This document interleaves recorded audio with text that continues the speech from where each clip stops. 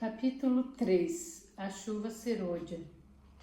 O Espírito Santo é a maior bênção que o Filho de Deus ou a Igreja pode receber. De fato, seu recebimento traz todas as demais bênçãos espirituais. O Espírito Santo constitui a terceira pessoa da divindade e é o representante pessoal de Deus e de Cristo. É o poder que atua no coração para abrandá-lo e mostrar-lhe sua necessidade. Sem ele, nenhum ser humano se converteria. Algumas das funções do Espírito Santo são: primeiro, convencer do pecado, da justiça e do juízo, produzindo arrependimento no coração. Segundo, dirigir a mente no estudo da Palavra de Deus, guiando-a em toda a verdade. Terceiro, recordar, em momentos de necessidade ou emergência, as verdades ou as passagens bíblicas já estudadas. Quarto, interceder por nós perante o Pai quando oramos, interpretando e aperfeiçoando nossas súplicas. Quinto, dar-nos testemunho ou certeza interior de que somos filhos de Deus. Sexto, habilitar os filhos de Deus a proclamar com êxito e com poder o Evangelho. Embora em todos os tempos o Espírito Santo tenha estado a atuar em nosso benefício, o Senhor registrou em sua palavra promessas especiais de um derramamento ou efusão abundante e extraordinária deste poder, em épocas especiais, para habilitar a Igreja a fazer uma obra igualmente especial. Nesse sentido, a chuva temporã, primeiro cumprimento da promessa profética, capacitou os apóstolos a realizar sua obra prodigiosa. A chuva serôdia, que ocorrerá em nossos dias, permitirá que a Igreja finalize a grande tarefa evangélica de acordo com o plano de Deus. Conquanto já estejamos experimentando os primeiros chuviscos ocasionais, a chuva serôdia, em sua plenitude, descerá quando a maior parte da Igreja, pastores e leigos, passar pelo reavivamento e reforma necessários, cumprindo assim com as condições requeridas. Descrição: Alegrai-vos, pois, filhos de Sião, regozijai-vos no Senhor, vosso Deus, porque Ele vos dará em justa medida a chuva, fará descer como outrora a chuva temporã e a serôdia.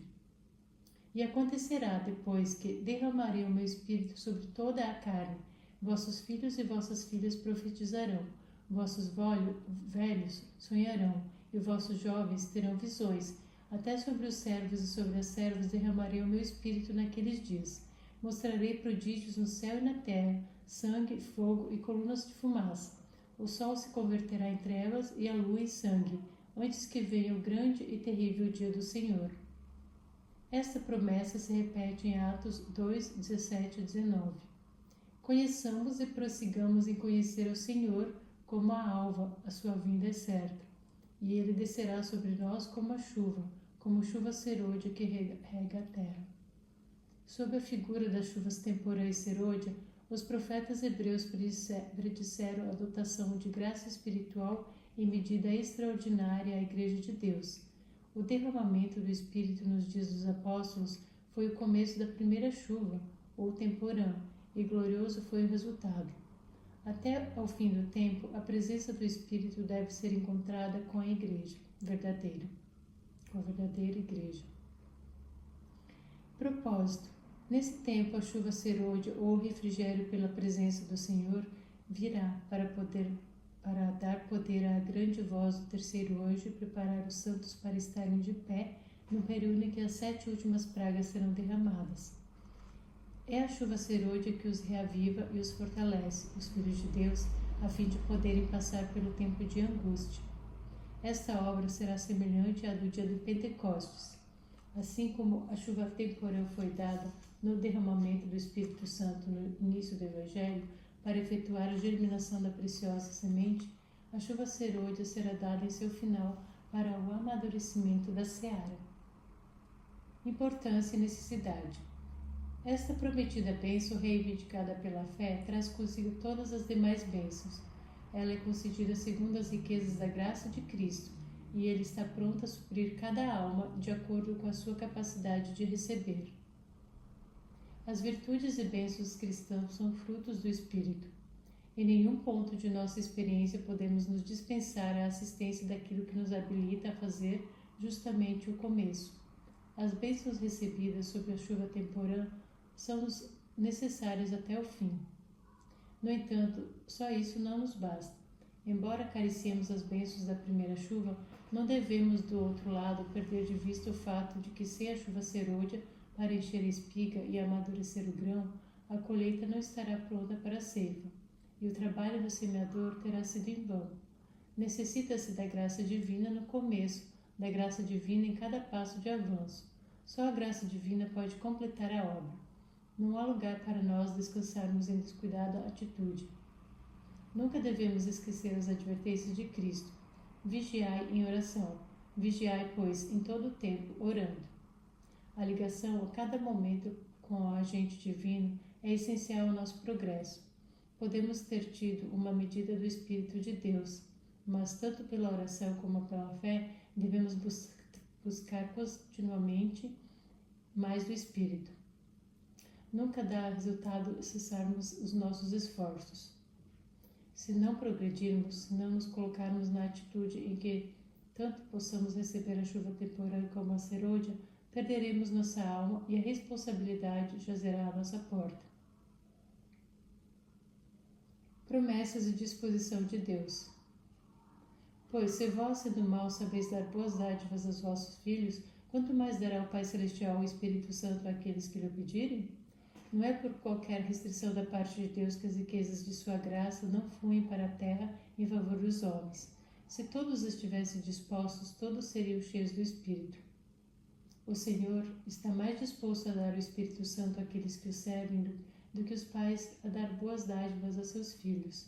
Cada obreiro devia fazer sua petição a Deus pelo batismo diário do Espírito. A descida do Espírito Santo sobre a Igreja é olhada como estando no futuro.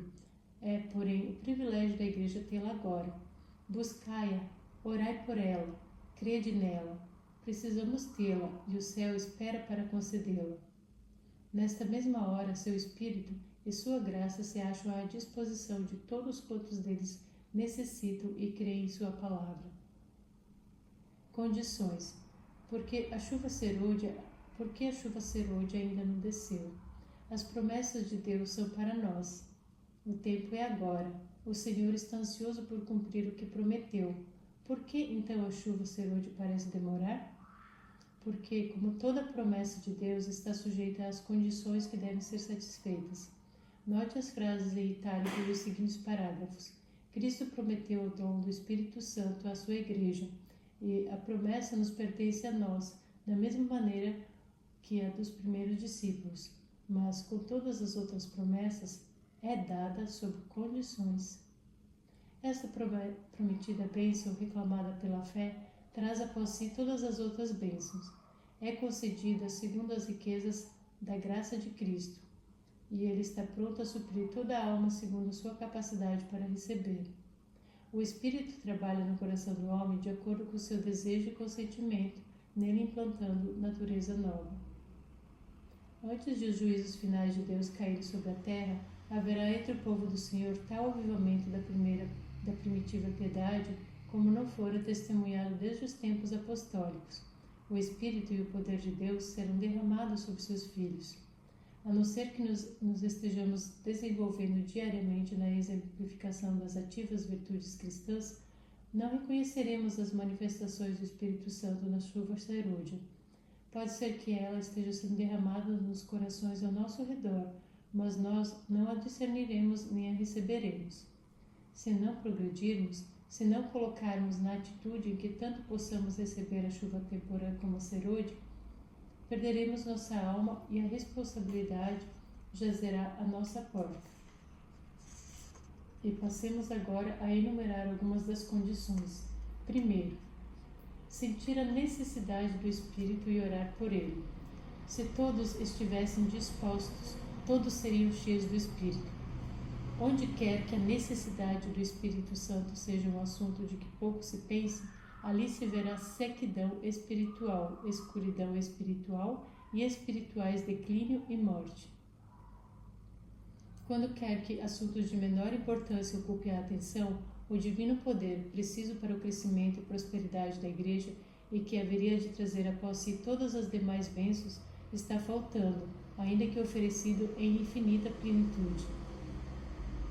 Uma vez que este é o meio pelo qual havemos de receber poder, por que não sentimos fome e sede pelo dom do Espírito? Por que não falamos sobre ele, não oramos por ele e não pregamos a seu respeito?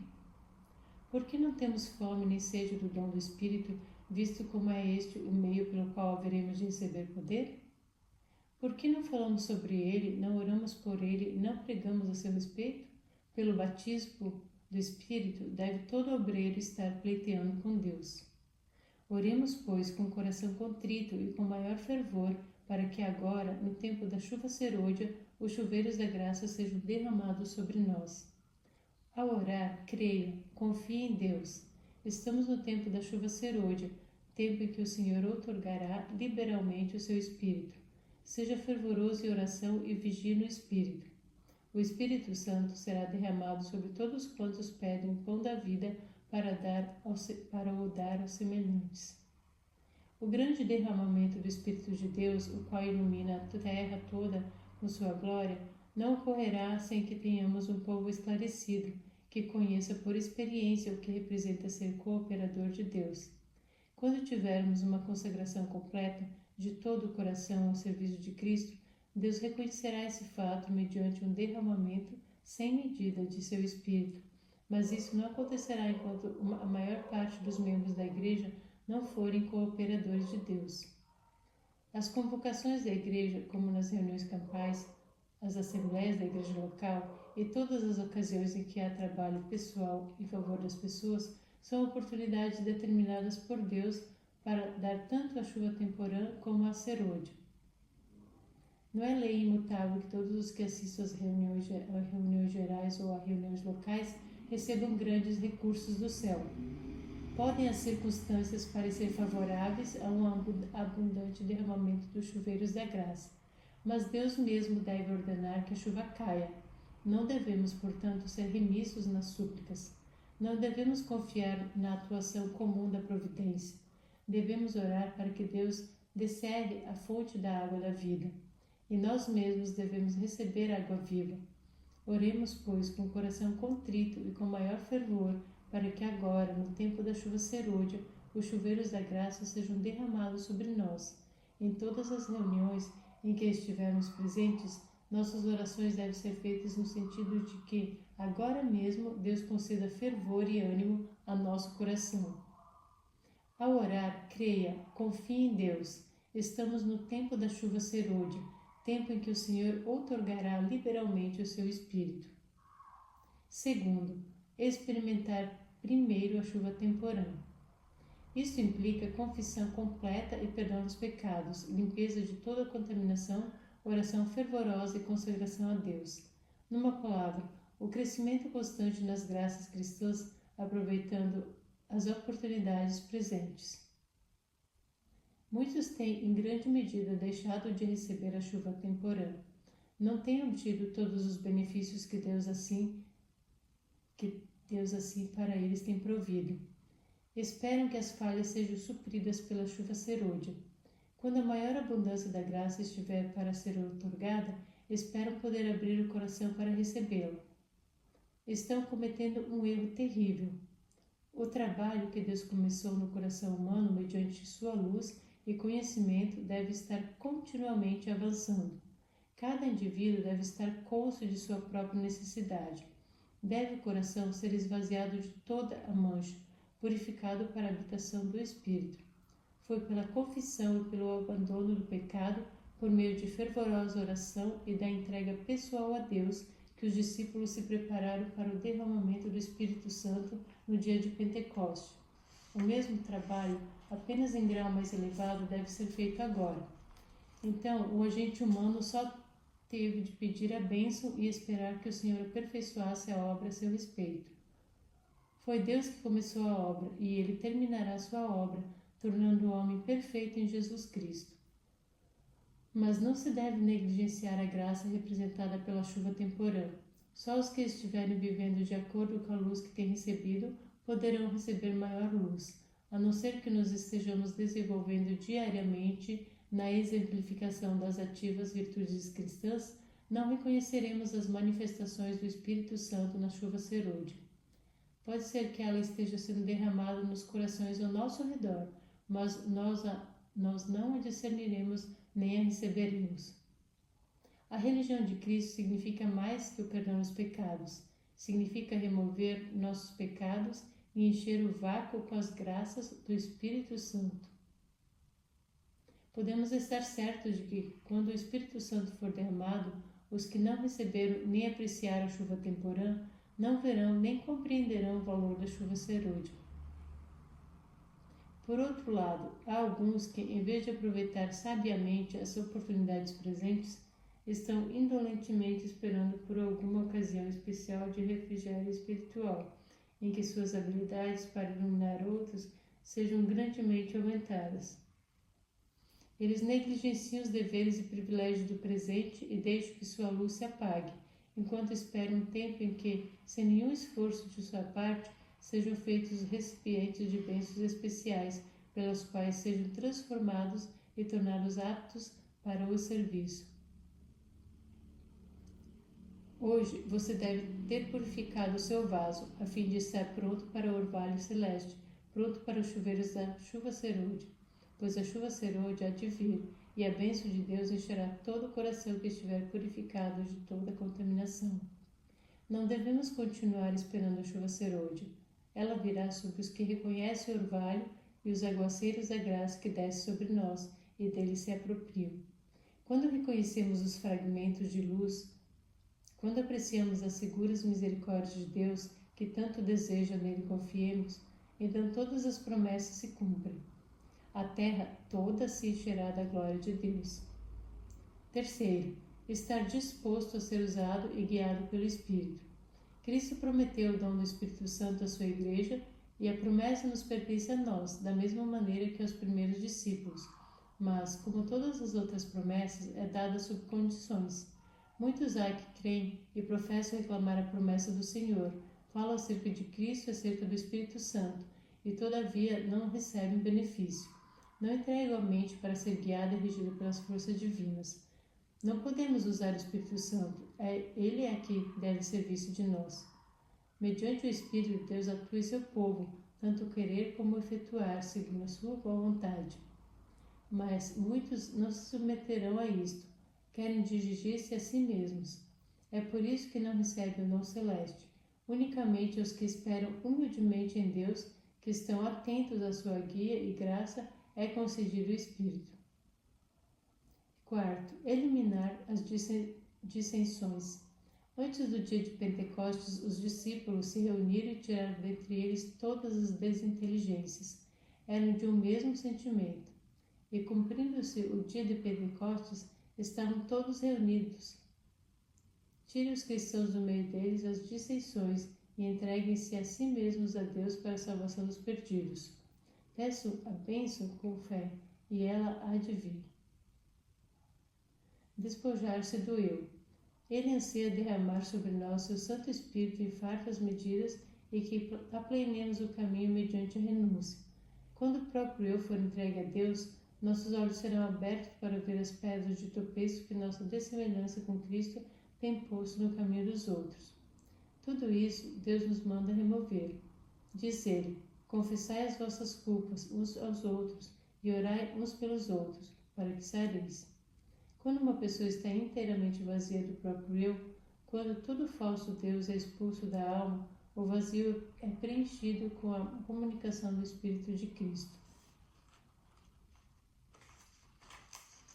O tempo requer maior eficiência e mais profunda consagração. Eu clamo a Deus: desperta e envia mensageiros cheios do sentimento de sua responsabilidade, homens em cujo coração a idolatria do próprio eu, que jaz no fundo de todo o pecado, tenha sido crucificada, que estejam dispostos a consagrar-se sem reservas ao serviço de Deus, cuja alma se acha desperta quanto à santidade da obra e à responsabilidade de sua vocação, que estejam resolvidos a não oferecer um sacrifício imperfeito a Deus, que não lhes custe esforço nem oração. Todavia, ninguém se pode esvaziar a si mesmo do eu, somente podemos consentir em que Cristo execute a obra. Então, a linguagem da alma será: Senhor, toma meu coração, pois não o posso dar. é tua propriedade. Conserva-o puro, pois não posso conservá-lo para ti. Salve-me a despeito de mim mesmo, tão fraco e tão dessemelhante de Cristo. Molda-me, forma-me e eleva-me a uma atmosfera pura e santa, onde a rica corrente de teu amor possa fluir por minha alma. Não é só o princípio da vida cristã que está entregue do próprio eu, não é só o princípio da vida cristã que esta entrega do próprio eu deve ser feita. Ela deve ser renovada a cada passo dado em direção do céu. Não é tão ofensivo a Deus nem tão perigoso para a alma humana como o orgulho e a presunção. De todos os pecados é o que menos esperança incute e o mais irremediável. Não há limites à utilidade daquele que, pondo de parte o próprio eu, abre margem para a atuação do Espírito Santo em seu coração e vive uma vida inteiramente consagrada a Deus. O ministro de Deus deve possuir em alto grau a humildade. Os que possuem mais profunda experiência nas coisas de Deus são os que mais se afastam do orgulho e da presunção. Como têm elevada concepção da glória de Deus, sentem que é muita honra ocupar o mais humilde lugar em seu serviço. Resultados da chuva serôdia. À medida que os membros do corpo de Cristo se aproximam do tempo do seu conflito final, o tempo de angústia de Jacó, crescem em Cristo e participarão em escala maior de seu espírito.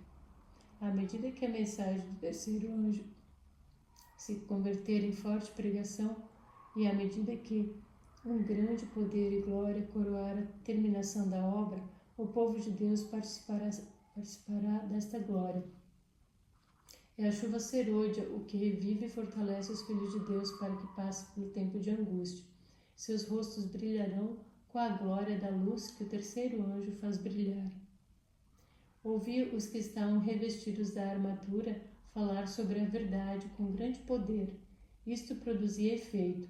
Muitos tinham sido amarrados, algumas mulheres pelos maridos e crianças por seus pais. Os honestos que tinham sido impedidos de ouvir a verdade, agora avidamente a ela aderiam.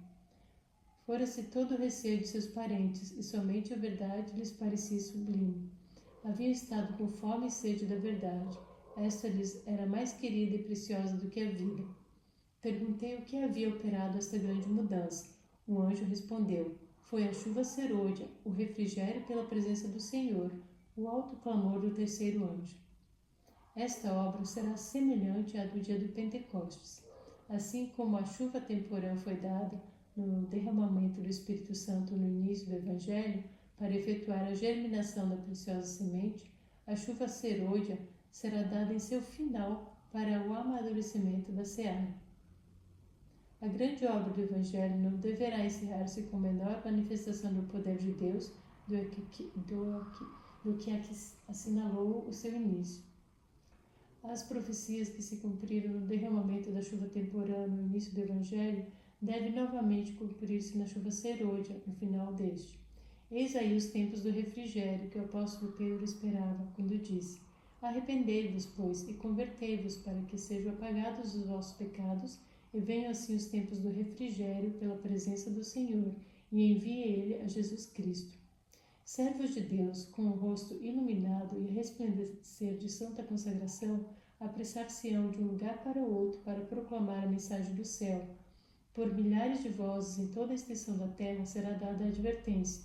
Operar-se-ão prodígios, os doentes serão curados, e sinais e maravilhas seguirão aos crentes.